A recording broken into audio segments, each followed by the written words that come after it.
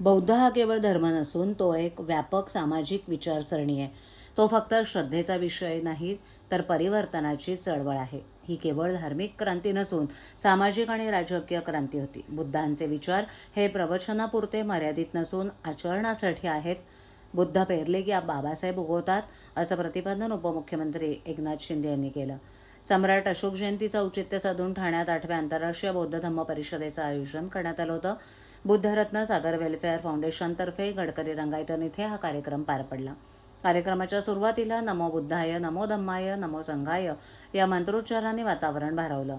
भगवान गौतम बुद्ध आणि भारतरत्न डॉक्टर बाबासाहेब आंबेडकर यांना अभिवादन करून शिंदे यांनी उपस्थित भिक्खू संघ, विद्वान, विचारवंत आणि धम्मप्रेमी बांधव भगिनींचं स्वागत केलं.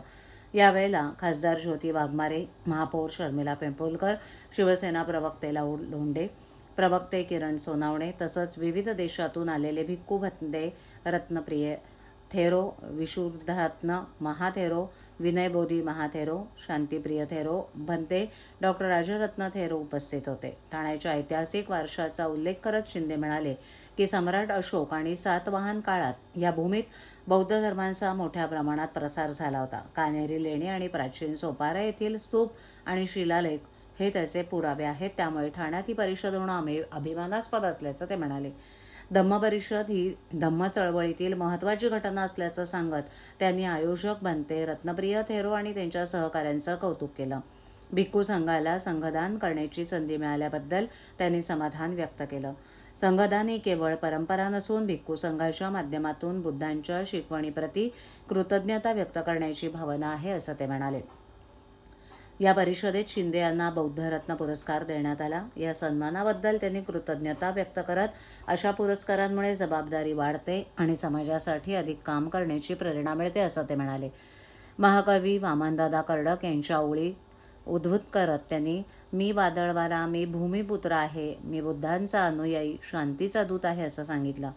मुख्यमंत्री असताना वर्षा निवासस्थानी आयोजित केलेल्या वर्षावास, भोजनदान, धम्मदान आणि चिवरदान कार्यक्रमांचीही त्यांनी आठवण करून दिली.